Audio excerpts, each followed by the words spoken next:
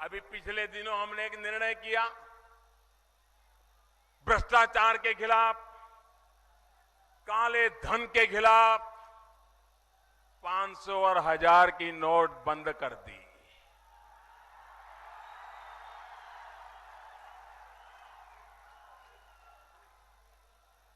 आप मुझे बताइए मेरे भाइयों बहनों,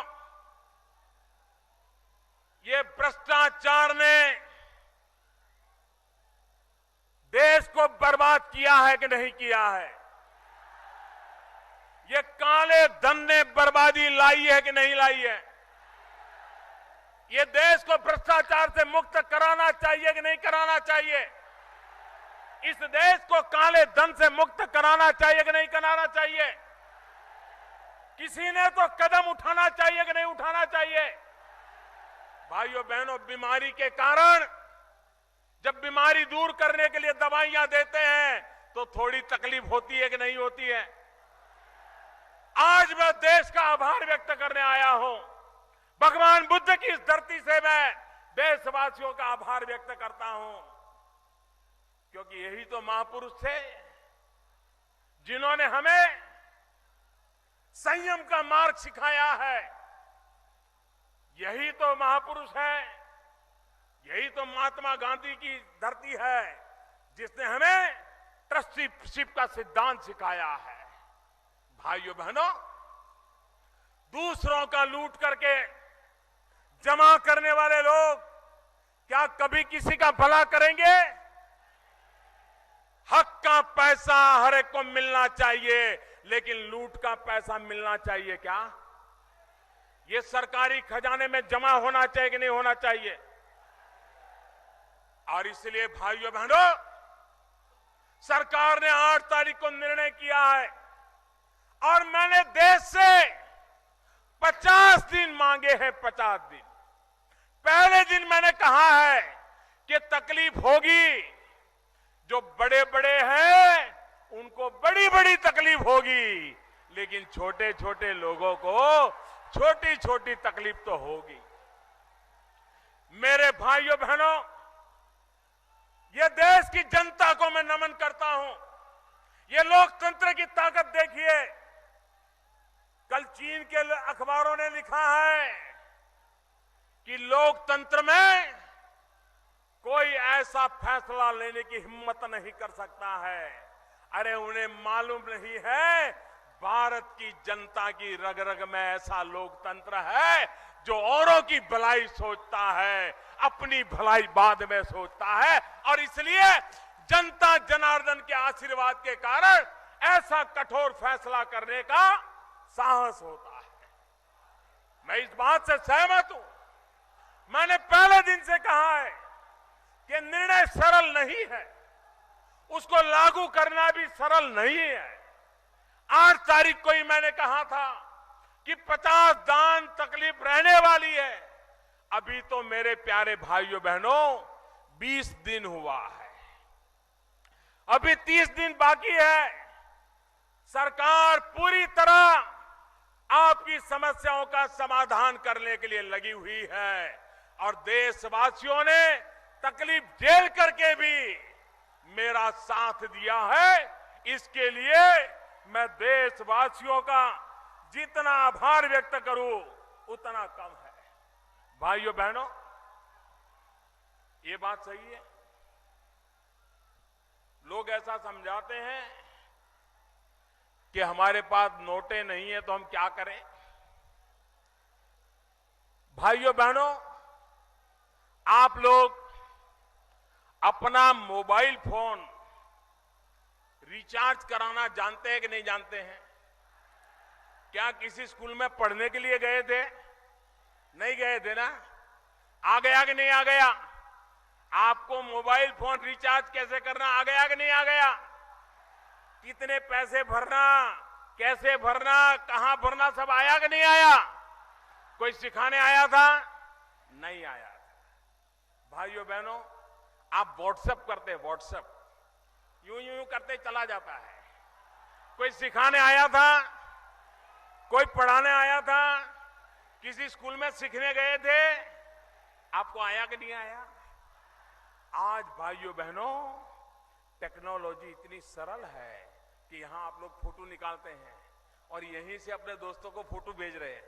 भेज रहे हो ना? मैं देख रहा हूं सब लोग फोटो निकाल रहे हैं। भेज रहे हो ना?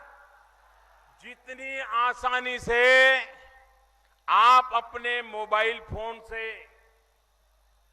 फोटो भेज सकते हो, व्हाट्सएप भेज सकते हो, अपने मोबाइल फोन का अकाउंट रिचार्ज करा सकते हो, उतनी ही आसानी से बैंक में अगर आपका खाता है, बैंक में अगर आपका पैसा है, तो आप मोबाइल फोन से जो भी खरीदना हो खरीद सकते हो, जो भी लेना हो ले सकते हो। आज आपका मोबाइल फोन, ये आपका मोबाइल फोन यही आपके बैंक की ब्रांच बन गया है। आपके हथेली में आपकी अपनी बैंक बन गई है। पहले जेब में बटुआ रखना पड़ता था और बटुए में पैसे रखने पड़ते थे। अब जमाना चला गया, बटुए की जरूरत नहीं, आप मोबाइल फोन में ही पैसे होते हैं। दुकानदार के पास जाइए और उसको बताइए कि भाई बताइए मेरे पास ये बैंक का ऐप है, मैं आपके यहां से 20 रुपये का सामान लेना चाहता हूं, मैं मोबाइल फोन से पैसे दूंगा। वो कहेगा हाँ हाँ दे दीजिए, तुरंत उसके मोबाइल में 1 सेकंड में पैसा चला जाएगा, आपको 20 रुपये का माल मिलेगा। भाइयों बहनों, आज हमारे देश में आधे से अधिक लोग जो रेलवे में जाते हैं वो खुद जाकर के पैसे देकर के टिकट नहीं लेते, ऑनलाइन टिकट लेते हैं। उनके पैसे वापस आते हैं तो ऑनलाइन आ जाते हैं। भाइयों बहनों, आज आपने अखबार में एक इश्तहार देखा होगा, एक एडवर्टाइजमेंट आज आपने अखबार में देखा होगा। मेरा आप सबसे आग्रह है कि इस एडवर्टाइजमेंट को पूरी तरह पढ़ें और इसका कटिंग करके हर दुकान पर लगा दे, अखबार से निकाल करके। सब लोग इतना काम जरूर करें। और इसमें किस प्रकार से अपने मोबाइल का खाता खोला जाता है उसकी सारी विधि बताई गई है। आपके पैसे आपके हैं, बिना नोट के भी आप इसका खर्च कर सकते हो। भाइयों बहनों, ये नोटों का उपयोग काले धन वाले संग्रह करना चाहते हैं। हम काले धन वालों को सफल होने देना नहीं चाहते हैं, हम भ्रष्टाचारियों को सफल होने देना नहीं चाहते। और इसलिए भाइयों बहनों, मुझे आगे के भी उनके रास्ते बंद करने हैं। आज के अंग्रेजी अखबारों में भी इसका एडवर्टाइजमेंट छपा हुआ है, आज के हिंदी अखबारों में भी ये इश्तहार छपा हुआ है।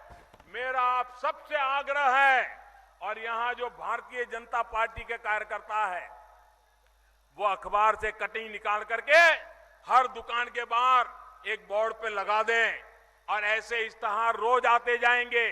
स्टेट बैंक ऑफ इंडिया की ऐप है, सरकार की ऐप है, आपको सिर्फ अपने मोबाइल फोन पर उस ऐप को डाउनलोड करना है, आपके गांव के मोहल्ले के व्यापारी को डाउनलोड करना है, सीधा आपका पैसा बैंक से चला जाएगा। जो सामान खरीद सकते हैं खरीद सकते हैं, 1 रुपये के बिना कोई काम अटकने वाला नहीं है। यह व्यवस्था मौजूद है भाइयों। और इसलिए मुझे आपसे मदद चाहिए।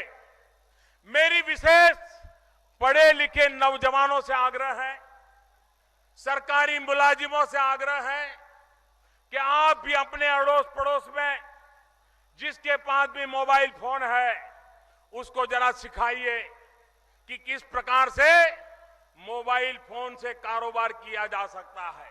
आप देखिए, ये जो सारी चर्चाएं हैं आप खुद उसको 1 मिनट में बंद करवा सकते हैं। और देशवासियों ने सहयोग दिया है, हमारे पास रास्ते भी है, उस रास्तों पर चलेंगे। देश में कभी भ्रष्टाचार दोबारा आने की हिम्मत नहीं करेगा भाई। देश में दोबारा काला धन पैदा होने की जरूरत नहीं पड़ेगी। देश में नोटें छाप छाप करके ढेर करने की जरूरत नहीं पड़ेगी, और नोटों के बंडल किसी को बिस्तर के नीचे छिपाने की नौबत नहीं आएगी भाई। भाइयों बहनों, एक तरफ में भ्रष्टाचार का, भाइयों बहनों, एक तरफ सरकार, एक तरफ हम सब भ्रष्टाचार के सारे रास्ते बंद करने में लगे हैं, काले धन के सारे रास्ते बंद करने में लगे हैं, और दूसरी तरफ भारत बंद करने में लगे हैं। आप मुझे बताइए, भ्रष्टाचार का रास्ता बंद होना चाहिए कि भारत बंद होना चाहिए? पूरी ताकत से बताइए, भ्रष्टाचार का रास्ता बंद होना चाहिए कि भारत बंद होना चाहिए? भ्रष्टाचार का रास्ता बंद होना चाहिए कि भारत बंद होना चाहिए? काला धन का रास्ता बंद होना चाहिए कि भारत बंद होना चाहिए? काले धन का रास्ता बंद होना चाहिए कि भारत बंद होना चाहिए? काले धन का रास्ता बंद होना चाहिए कि भारत बंद होना चाहिए? भाइयों बहनों, सिर्फ और सिर्फ गरीब के लिए ये फैसला मैंने लिया। 70 साल तक जो लूटा है उसको निकालना है और गरीब का घर बनाना है। 70 साल तक लूटा है, किसान के खेत में पानी पहुंचाना है। 70 साल तक लूटा है, उन पैसों को निकाल करके गरीब की झोपड़ी में बिजली का तार पहुंचाना है। 70 साल तक लूटा है, उन पैसों से गरीब बच्चों की पढ़ाई करवानी है। 70 साल तक जो लूटा है, उन पैसों को निकाल करके गरीब बुजुर्गों को दवाई दिलवानी है। भाइयों बहनों, ये जो कुछ भी निकलेगा, ये सारा का सारा गरीबों की भलाई के काम आने वाला है। और इसलिए मेरे भाइयों बहनों, अब हम लूटने नहीं देंगे देश को। और मुझे विश्वास है भाइयों, जिस देश में 125 करोड़ देशवासियों के आशीर्वाद हो, वहां पर काला धन का खात्मा संभव है, भ्रष्टाचार का खात्मा संभव है।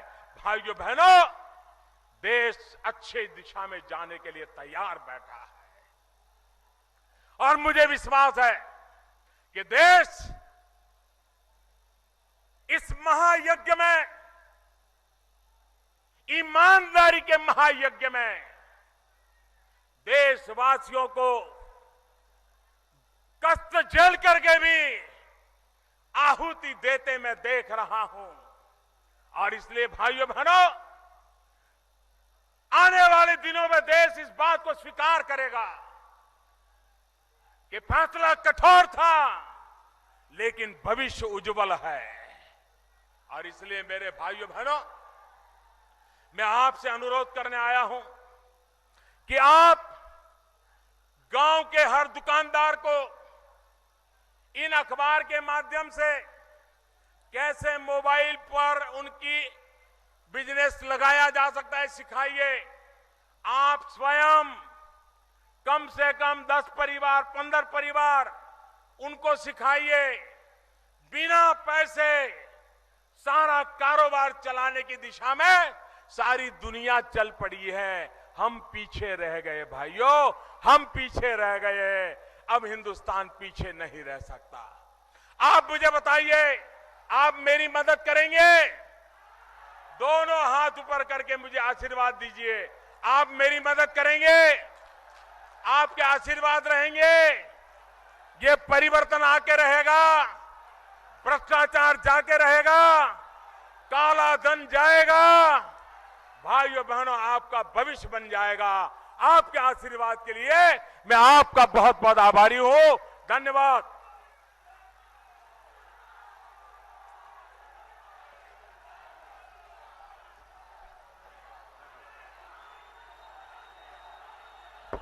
मित्रों, अब मैं अपने क्षेत्रीय अध्यक्ष आदरणीय उपेंद्र दत्त शुक्ल जी को का आह्वान करता हूं कि आएं और धन्यवाद ज्ञापन करें। भारत के यशस्वी प्रधानमंत्री, विश्व नेता माननीय नरेंद्र मोदी जी ने कुशीनगर